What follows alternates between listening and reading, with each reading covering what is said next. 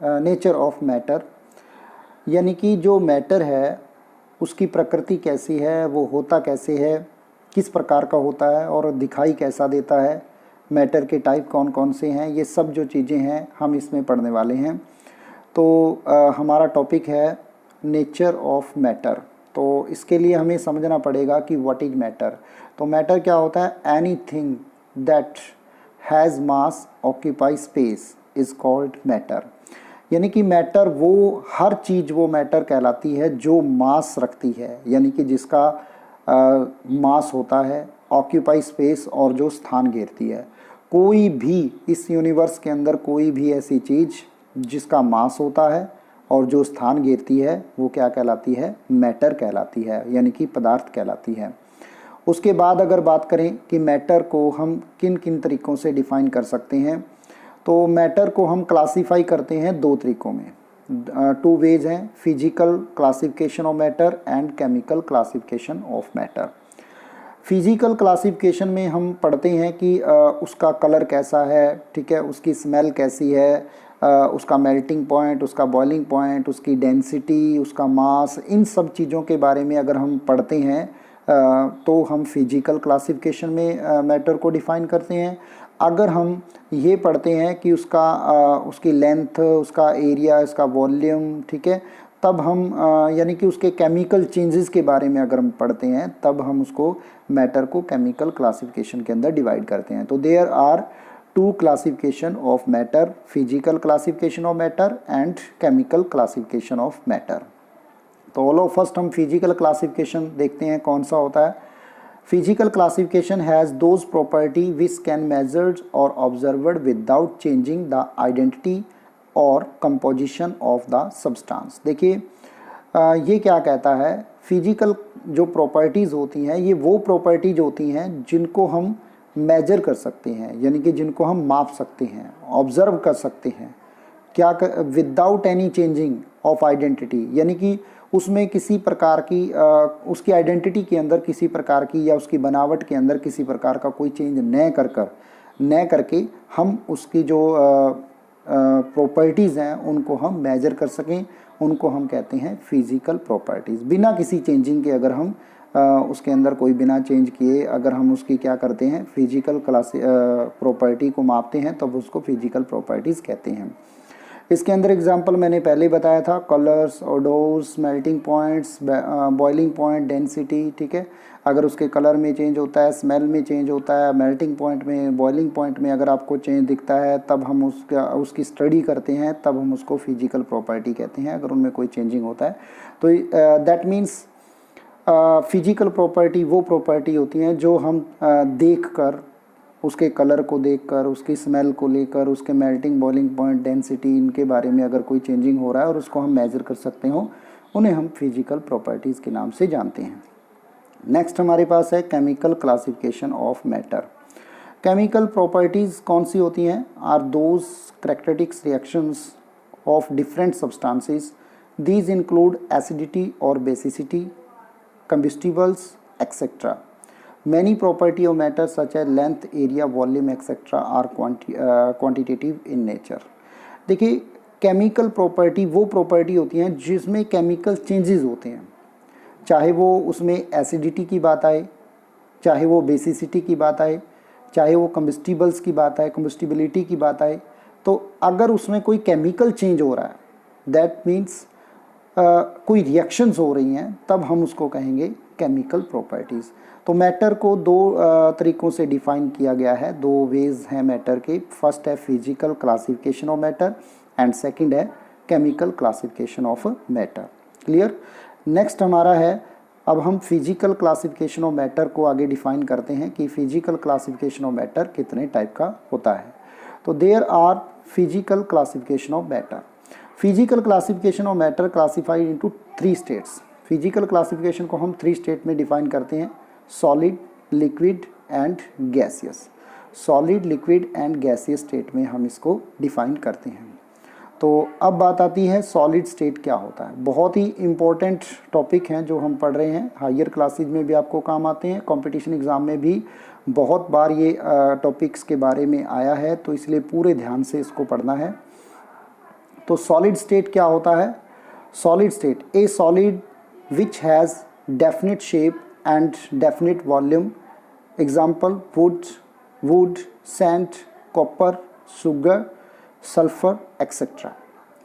इसने कहा कि सॉलिड वो होते हैं जिनका शेप यानी कि आकार निश्चित होता है, डेफिनेट होता है, डेफिनेट वॉल्यूम, जिनका वॉल्यूम भी डेफिनेट होता है। यानी कि अगर एग्जाम्पल लेते हैं वुड का या सैंड का एग्जाम्पल ले लेते हैं, कॉपर का एग्जाम्पल ले सकते हो आप। तो अगर हम उसको उसका शेप चेंज करना चाहें, देखिए by high applying pressure we can change the shape of the solid, ठीक है, वो हम आगे पढ़ेंगे। बट अगर हम नॉर्मल बात करें, नॉर्मल वे से बात करें, तो ना तो सॉलिड का शेप चेंज होता है, ना ही उसका वॉल्यूम में चेंज ही जाता है। यानी कि वो भी शेप भी डेफिनेट होती है, निश्चित होती है, और वॉल्यूम भी निश्चित होता है। तो उसे हम क्या कहते हैं? सॉलिड स्टेट कहते हैं। तो कुछ यानी कि जो यूनिवर्स के अंदर कोई भी चीज़ है वो इन 3 चीज़ों में ही डिफाइन की गई है। वैसे तो 5 स्टेट ऑफ मैटर पढ़े जाते हैं होते हैं, लेकिन आपके जो सिलेबस है उसके अंदर सिर्फ 3 स्टेट ही मैटर की हैं, बाकी हायर क्लासेज में आप पढ़ने वाले हो। तो नेक्स्ट हमारे पास आता है लिक्विड स्टेट। लिक्विड स्टेट में क्या आता है? A liquid which have definite volume not definite shape. यानी कि लिक्विड वो होते हैं जिनका वॉल्यूम डेफिनेट होता है बट शेप डेफिनेट नहीं होती। एग्जाम्पल के तौर पे मैं आपको बताता हूँ।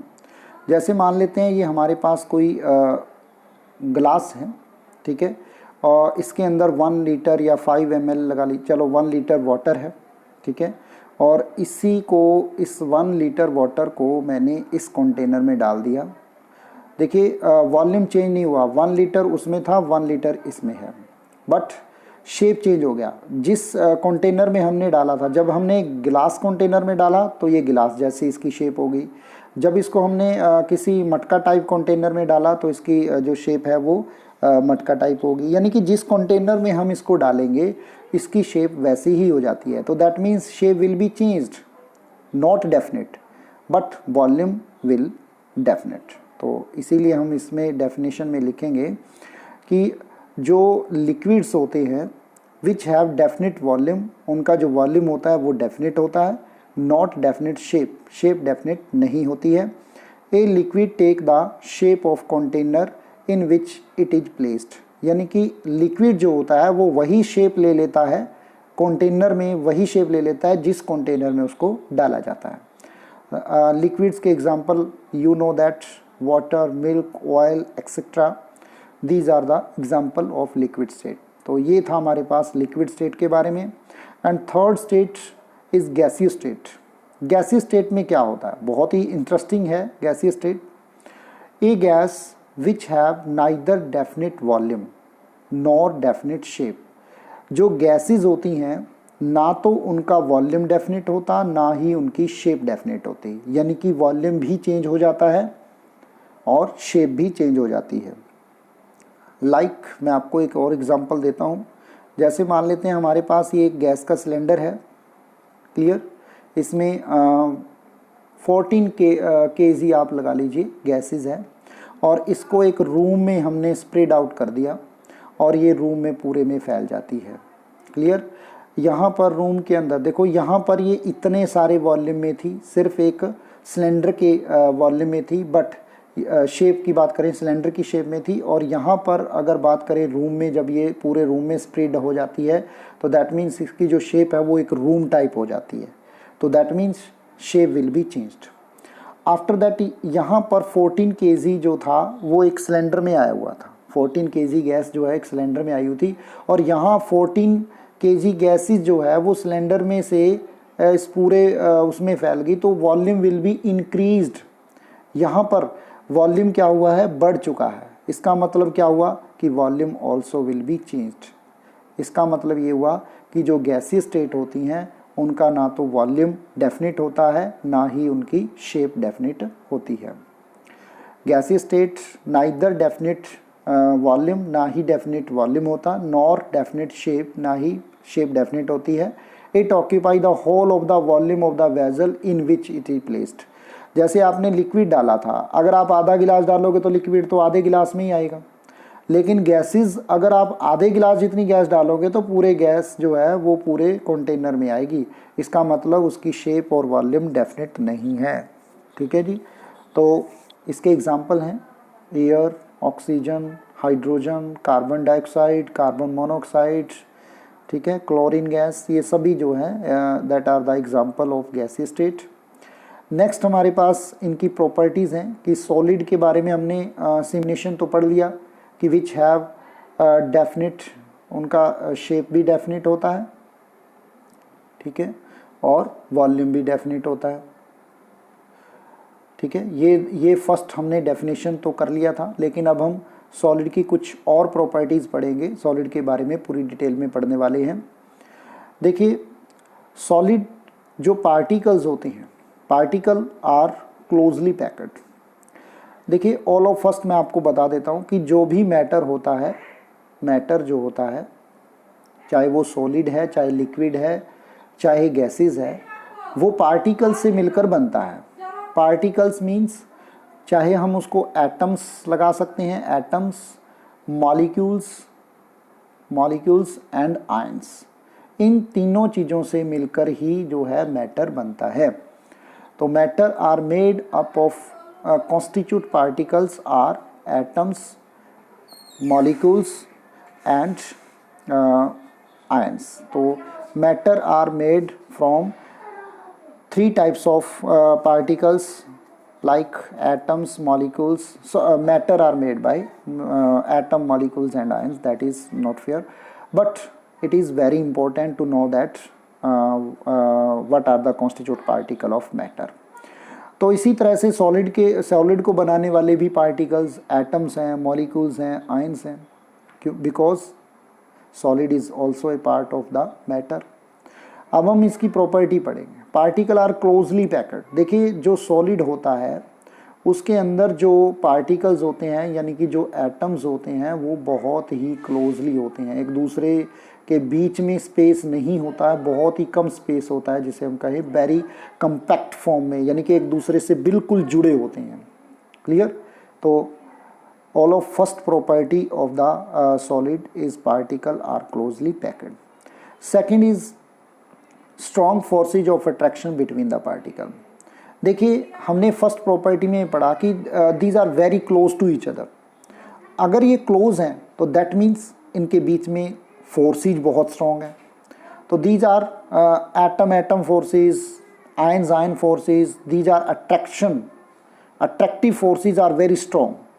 Due to attraction the particles of the solid are very close to each other. जितनी ज़्यादा अट्रैक्शन होगी उतना ही पार्टिकल क्लोज आएगा। मान लेते हैं ये पार्टिकल इतनी दूर है तो इनमें अट्रैक्शन कम है, ये पार्टिकल इतनी नज़दीक है, इसमें अट्रैक्शन ज़्यादा है, ये पार्टिकल वेरी क्लोज है, तो दैट मीन्स इनके अंदर अट्रैक्शन बहुत ज़्यादा है। तो the forces of attraction are very strong in the solid state. Solid state के अंदर जो पार्टिकल्स हैं, यानी कि सॉलिड जिन पार्टिकल से मिलकर बना है, उनके अंदर जो पार्टिकल्स हैं, उनके अंदर जो फोर्सेस है वो बहुत ही ज़्यादा स्ट्रॉन्ग है।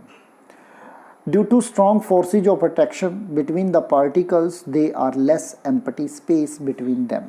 देखिए, आप यहाँ पर देखिए बहुत ही भीड़ हुई पड़ी है, पार्टिकल जो हैं वो बहुत ही क्लोज हैं एक दूसरे से, तो दैट मीन्स यहाँ पर फ्री स्पेस है ही नहीं।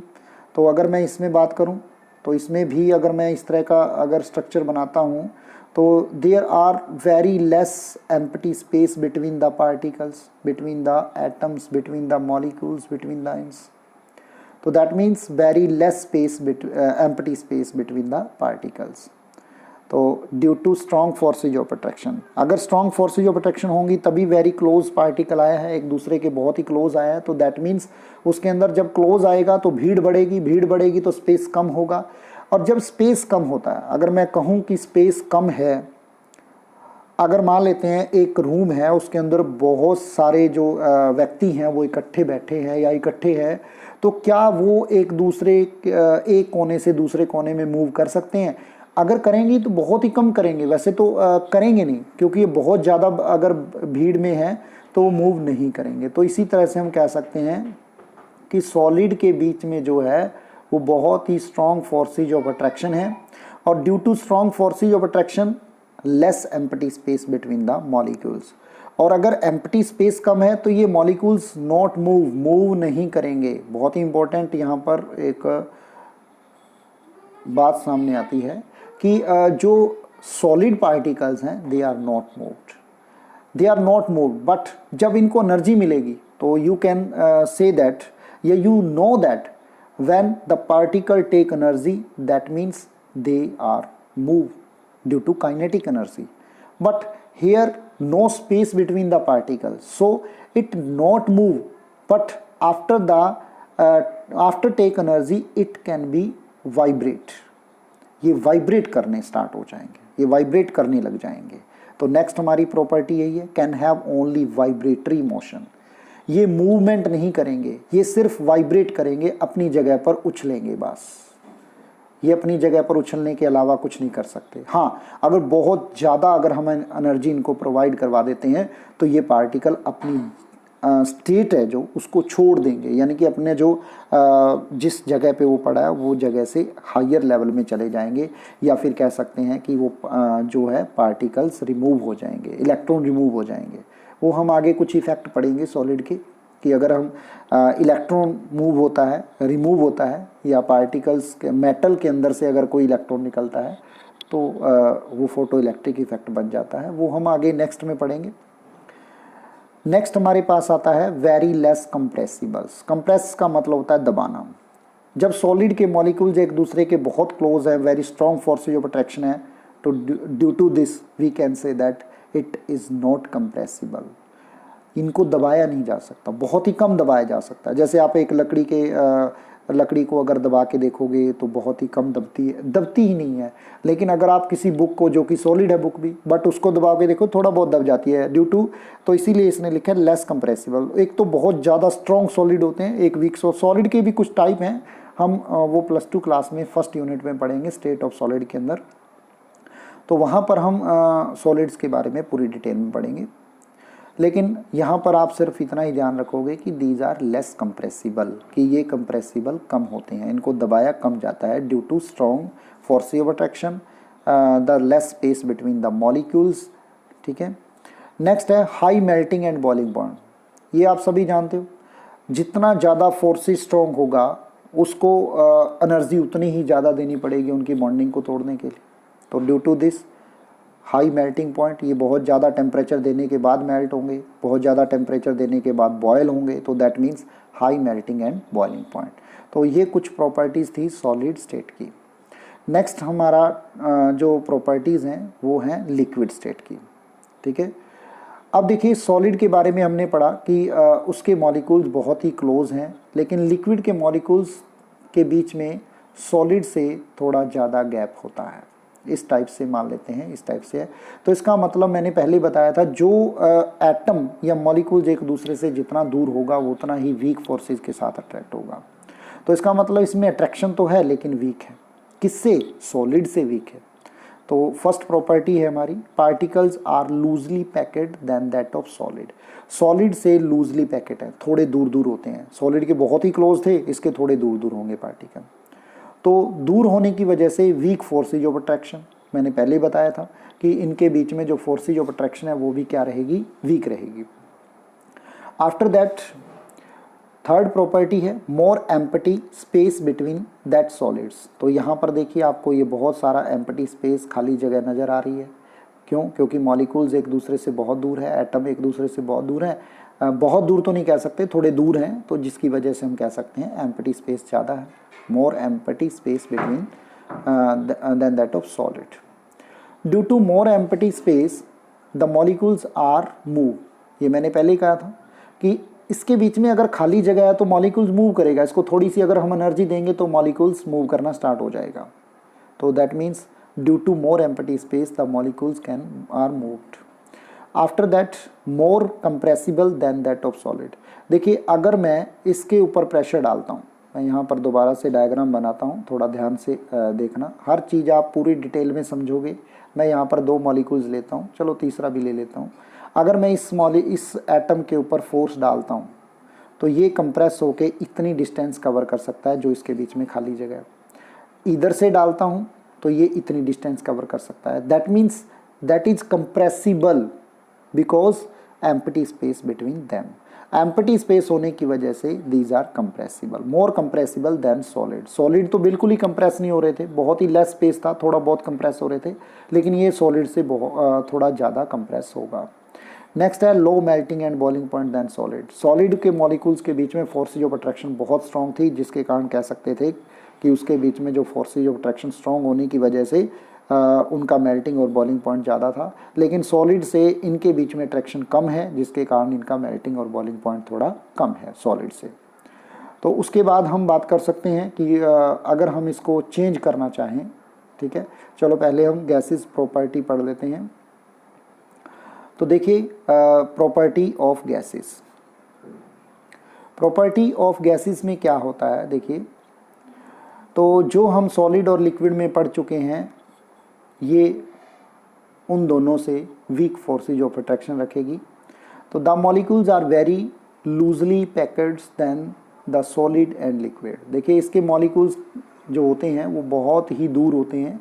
आपने देखा होगा गैसेस के मॉलिक्यूल जो होते हैं बहुत ही दूर होते हैं, यानी कि very large space between the molecules. Molecules के बीच में बहुत ज़्यादा जगह होती है, तो इसका मतलब हम इनको बहुत ज़्यादा कंप्रेस भी कर सकते हैं, लिक्विड और सॉलिड से ज़्यादा कंप्रेस भी कर सकते हैं, और लिक्विड और सॉलिड से वीक फोर्सेज ऑफ अट्रैक्शन भी होती हैं, ठीक है। और ये लूजली पैकेड होते हैं, तो ये दूर दूर मॉलिक्यूल्स होते हैं, इसलिए ज़्यादा पैकेड नहीं होते। तो फर्स्ट प्रॉपर्टी है the molecules are very loosely packed than solid and liquids. Second है very weak forces than that of solid and liquid. ये भी हम डिस्कस कर चुके हैं कि बहुत ही वीक फोर्सेज, क्योंकि इनके मॉलिक्यूल जो होते हैं वो बहुत ही दूर दूर होते हैं, तो जिसके कारण हम कह सकते हैं जितना ये मॉलिक्यूल दूर होगा उतनी ही वीक फोर्सेज होंगी। मैंने पहले ही आपको बता दिया है। Very large space between the molecule than that of solid and liquid. Solid और लिक्विड की कंपेरिजन में इनके बीच में बहुत ज़्यादा खाली जगह होती है। Due to very large space between the molecules can move easily. इसके मॉलिक्यूल थोड़ी सी एनर्जी देने के बाद, अगर आप एनर्जी ना भी दोगे तो इनके पास इतनी पर्टिकुलर एनर्जी होती है, गैसेस के मॉलिक्यूल्स मूव करते रहते हैं, ठीक है। Most compressible than solid and liquid. ये सॉलिड एंड लिक्विड से ज़्यादा कंप्रेसिबल होते हैं, ठीक है। Very low melting and boiling points than that of solid and liquids. तो इनका जो मेल्टिंग एंड बॉइलिंग पॉइंट है वो भी सॉलिड और लिक्विड से बहुत कम होता है। क्यों? क्योंकि इनके बीच में फोर्स ऑफ अट्रैक्शन बहुत ही वीक होती हैं। तो ये तो नॉर्मल सी बात है, जब फोर्स ऑफ अट्रैक्शन वीक होंगी तो अगर हम इनको तोड़ना चाहें, इनकी बॉन्डिंग को तोड़ना चाहें इन मॉलिक्यूल्स की, तो बहुत ही ईजिली आराम से बॉन्डिंग टूट जाएगी। तो ये था हमारे पास कि प्रॉपर्टीज़ क्या है सॉलिड, लिक्विड और गैसेस की। अब हम करते हैं इसका इफ़ेक्ट, टेम्परेचर का इफ़ेक्ट क्या पड़ता है। जैसे मैंने पहले बता दिया था कि increase the temperature of solid. अगर हम सॉलिड का टेम्परेचर इंक्रीज़ करते हैं तो मोस्टली सॉलिड जो होते हैं वो लिक्विड में चेंज हो जाते हैं, और कुछ ऐसे सॉलिड भी होते हैं जो डायरेक्टली गैसी स्टेट में चेंज हो जाते हैं, जिनको हम सब्लिमेशन प्रोसेस कहते हैं। तो अगर हम टेम्परेचर इंक्रीज़ करते हैं तो solid change into liquid and liquid change into gaseous state, ठीक है। तो ये टेम्परेचर इफेक्ट हमारा इस ग्राफ से हमें शो हो जाएगा। अगर हम देखो सॉलिड है उसको हीट करते हैं तो वो लिक्विड में चेंज हो जाएगा, और हीट करते हैं तो गैसेस में चेंज हो जाएगा। गैसेस को अगर हम कूल करते हैं तो लिक्विड में चेंज हो जाएगा, और लिक्विड को कूल करते हैं तो सॉलिड स्टेट में चेंज हो जाएगा। तो ये था हमारे पास effect of temperature on the solid. तो ये हमारे पास एक टेबल है, आप इस टेबल को नोट कर सकते हो। जैसे सॉलिड, लिक्विड और गैसेस की जो हमने प्रॉपर्टी पढ़ी है, जैसे उसमें पढ़ा था हमने वॉल्यूम। सॉलिड में डेफिनेट वॉल्यूम होता है, डेफिनेट शेप होती है। लिक्विड में वॉल्यूम डेफिनेट होता है लेकिन शेप डेफिनेट नहीं होती। गैसेस में वॉल्यूम भी डेफिनेट नहीं होता और शेप भी डेफिनेट नहीं होती। और इंटरमॉलिकुलर फोर्सेज की बात करें, सॉलिड में बहुत ज़्यादा थे, लिक्विड में थोड़े कम थे, मॉडरेट थे, और जो गैसेज है उसमें नेग्लिजिबल होंगे, बहुत ही कम होंगे। अगर अरेंजमेंट की बात करें मॉलिक्यूल्स की, तो इसमें ऑर्डरली अरेंजमेंट होगी। मॉलिक्यूल्स एक दूसरे के बहुत ही क्लोज होंगे, इसके अंदर थोड़े दूर होंगे, इसके अंदर बहुत ज़्यादा दूर होंगे। तो इस तरह से हम ये पूरी टेबल में जो हमने पढ़ा है उसको हमने शो कर रखा है। इंटरमॉलिकुलर फोर्सेस की बात, स्पेस की बात करें तो सॉलिड में बहुत ही कम स्पेस होता है, इसमें थोड़ा ज़्यादा होता है, इसमें बहुत ज़्यादा होता है। तो कंप्रेसिबिलिटी की बात करें तो ये तो कंप्रेस होते ही नहीं है, ये भी बहुत कम होते हैं। लो कंप्रेसिबल होते हैं, ये बहुत ही ज़्यादा कंप्रेसिबल होते हैं। ये थोड़े ज़्यादा कंप्रेसिबल होते हैं सॉलिड से, ठीक है, ये बहुत ही ज़्यादा कंप्रेसिबल होते हैं। अगर हम एक्सपेंशन ऑफ हीटिंग की बात करें कि हीट के बाद एक्सपेंड होना यानी कि फैलना, अगर हम सॉलिड की बात करें तो बहुत ही कम फैलते हैं हीट का, तो बहुत ही कम इफेक्ट पड़ता है। और अगर लिक्विड की बात करें तो ये भी थोड़ा फैलते हैं, तो लेकिन अगर गैसेस की बात करें तो बहुत ज़्यादा स्प्रेड आउट हो जाती हैं, एक्सपेंड हो जाते हैं। रेजिडिटी की बात करें, रिजिडिटी क्या होती है, बहुत बार ये हमें सुनने को मिलता है, दीज आर रिजिड, ठीक है। रिजिड क्या होता है, रिजिड होता है कि अगर हम, रिजिड होता तो सॉलिड है, यानी कि कोई ठोस चीज़ जो होती है उसको रिजिड कहते हैं। बट रिजिडिटी जो होती है वो क्या होती है, ये एक ऐसी प्रॉपर्टी होती है, अगर हम किसी चीज़ पे चोट मारते हैं, यानी कि उसको मान लेते हैं जैसे ईंट है, ईंट को अगर हमने चोट मारा तो वो टुकड़े टुकड़ों में टूट जाए, तो उसको हम क्या बोलते हैं, ऐसी प्रॉपर्टीज़ को रिजिडिटी बोलते हैं, which break into small pieces, ठीक है। अगर टुकड़ों में ना टूटे, जैसे मेटल है, मेटल को अगर हम, जैसे लोहा है, लोहे को हम हथौड़ा मारेंगे वो टुकड़ों टुकड़ों में थोड़ी टूटेगा, तो वो रिजिड नहीं है। लेकिन अगर हम ईंट की बात करें, नॉन मेटल जो है, उसको अगर हम चोट मारेंगे तो वो क्या होगा, टुकड़ों टुकड़ों में टूट जाएगा, तो that means that is rigid. तो सॉलिड जो होते हैं काफ़ी रिजिड होते हैं, ठीक है। लिक्विड चोट मारने के बाद कम फैलते हैं, और जो गैसेज है वो तो बहुत ही कम फैलते हैं, ठीक है। तो इस तरह से हम रिजिडिटी प्रॉपर्टी पढ़ सकते हैं। तो ये था हमारे पास स्टेट ऑफ मैटर, बहुत ही इम्पोर्टेंट टॉपिक है, आपने पढ़ना है। अगर कोई दिक्कत आती है, कोई प्रॉब्लम आती है तो आप पूछ लेना, और मेरे चैनल को सब्सक्राइब करना मत भूलना। सब्सक्राइब ही आपको आगे जो भी मैं वीडियो बनाऊंगा, जो सब्सक्राइब करेंगे उनको ही वो वीडियो जाएगा। तो इसीलिए बने रहें मेरे साथ, और चैनल को सब्सक्राइब भी करें, और बेल आइकन दबाकर बेल आइकन भी दबाएं, ताकि जो मैं वीडियो बनाऊंगा वो आपके पास डायरेक्टली शो हो जाए नोटिफिकेशन के अकॉर्डिंग। तो thank you very much, have a nice.